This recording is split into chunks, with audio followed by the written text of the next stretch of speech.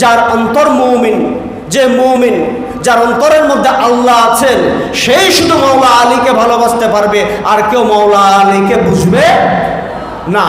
আমাদের এত কিছু বুঝার পরও, জানার পরও আপনি ওদেরকে বুঝান, জানান, তারপরও কি ওরা অতবার মতো বুঝবে না। মাওলা আলী পাকের নামে মাওলা আলীকে মদ খাওয়ার তহমত দেওয়াকারী ব্যক্তিরা কতটুকু মাওলা আলীর প্রতি প্রেম ভক্তি রাখে, ওটা আপনারা আপনাদের নিজ জ্ঞান দিয়ে যাচাই করেন। আহলে বায়াত এটা আমরা সবাই জানি যে এটা নূহ নবীর কিস্তির ন্যায়, যে ওই নৌকাতে যারা আহরণ করবে তারাই মুক্তি পাবে এবং নাজাত পাবে। আর ওই নৌকাতে যারা আহরণ করতে পারবে না, যারা উঠবে না, নূহ নবীর সন্তান নিজে কেনানও উঠতে পারে নাই, সেও ধ্বংস হয়ে গেছে। তদ্রুপ আহলে বায়াতের নৌকার মধ্যে যারা উঠতে পারবে না, তারা যত ফরেজগারই হোক না কেন, যত ইমানদার হওয়ার ভূমি আপনার অভিনয় করুক না কেন, নামাজ কালেমা যত লেবাস রাখুক না কেন, কোনো কিছু কাজে আসবে না। এবং একটা জিনিস মনে রাখবেন, মুমিন ছাড়া কখনো মাওলা আলীকে কেউ ভালোবাসতে পারে না। মুমিন ছাড়া কখনো মাওলা আলীকে কেউ ভালোবাসতে পারে না। বলছে কলবে মুমিন ইনশাআল্লাহ, যে মুমিনের অন্তর হচ্ছে আল্লাহর ঘর, আল্লাহর আরশ। তো যার অন্তরের মধ্যে, যার অন্তর মুমিন, যে মুমিন যার অন্তরের মধ্যে আল্লাহ আছেন, সেই শুধু মাওলা আলীকে ভালোবাসতে পারবে, আর কেউ মাওলা আলীকে বুঝবে না। উতবা নামের একজন কাফের ছিলেন, তাকে সবসময় আমার রাসূল পাক দ্বীনের দাওয়াত দিতেন। সে ততবারই বলতো যে তুমি ভণ্ড, তুমি প্রতারক, তুমি মিথ্যাবাদী। তা একদিন উতবাকে আবার উনি দ্বীনের দাওয়াত দিলেন। দ্বীনের দাওয়াত দেওয়ার পর কী করলো, উতবা ওনাকে আমার রাসূল পাকের পিতামাতা নিয়ে গালিগালাজ করলো। আমার রাসূল পাকের খুব কষ্ট লাগছে। এতদিন রাসূল পাককে গালি দিত, কিন্তু রাসূলের কষ্ট লাগতো না। যখন রাসূল পাকের পিতামাতাকে গালি দিয়েছে, তখন কি করেছে, রাসূল পাকের অন্তরে কষ্ট লেগেছে। তখন উতবাকে বলল, উতবা তুমি তো গালি দিবে, কারণ তুমি যে জারজ সন্তান। ওটা শোনার সাথে সাথে উতবা কী করলো, ঘোড়ায় চড়ে তার ঘরে চলে গেল। ঘরে গিয়ে তার চিৎকার করতে লাগলো, তার মাকে ডাকতে রাখলো যে মা আমার বাবাকে। তখন উতবাকে তার মা বললো যে তুমি এগুলো কি বলছো এতদিন পরে, যে তোমার সামনে তোমার বাবা বসে আছে। তখন উতবা একটি কথা বলল যে মুহাম্মদ কখনো মিথ্যা বলতে পারে না।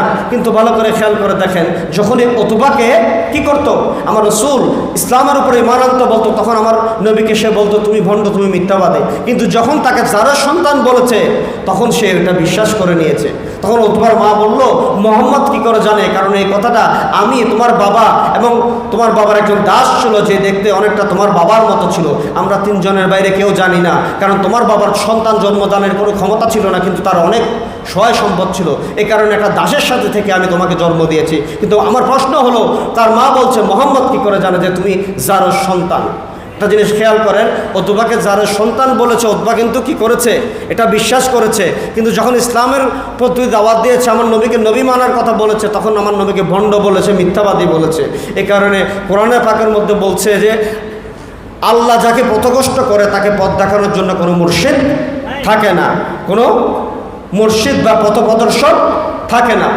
তো আমাদের বদনসিব, আমরাও কিছু মানুষ আছি উতবার মতো, যাদের আমাদের এত কিছু বুঝার পরও, জানার পরও আপনি ওদেরকে বুঝান, জানান, তারপরও কি ওরা উতবার মতো বুঝবে না। মাওলা আলী পাকের নামে মাওলা আলীকে মদ খাওয়ার তহমত দেওয়াকারী ব্যক্তিরা কতটুকু মাওলা আলীর প্রতি প্রেম ভক্তি রাখে, ওটা আপনারা আপনাদের নিজ জ্ঞান দিয়ে যাচাই করেন।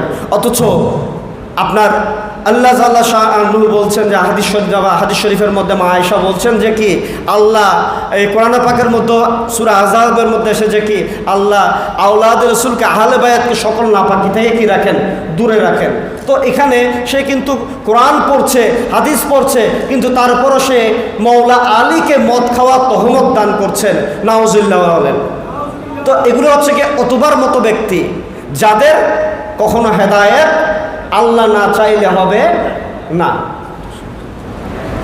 আমি আমার বক্তব্য আর দীর্ঘায়িত করবো না। অসংখ্য মেহমানগণ আছেন যারা আলোচনা করবেন। আজকে অনুষ্ঠানের অনেক গুরুত্বপূর্ণ আলোচনা হবে। আমরা আসলে শুনতে এসেছি, কিন্তু শুনতে এসে কিছু বলতে গিয়ে অনেক সময় নিয়েছি। আমার কথায় কেউ মনে কষ্ট আনবেন না বা মন খারাপ করবেন না। আমার কথাগুলো যদি কারো ব্যক্তিগতভাবে আক্রমণ করা মনে হয়, আমি কাউকে ব্যক্তিগতভাবে আক্রমণ করিনি। আমি কিছু কিছু কনসেপ্ট তুলে ধরেছি, হ্যাঁ, কিছু কিছু কনসেপ্ট আমি তুলে ধরেছি। তো আমার কথায় কেউ মনে কষ্ট করলে আমাকে ক্ষমা করবেন, আমার জন্য দোয়া করবেন, আমিও দোয়া করি প্রত্যেকের জন্য। আসসালামু আলাইকুম ওয়া রাহমাতুল্লাহি ওয়া বারাকাতুহু।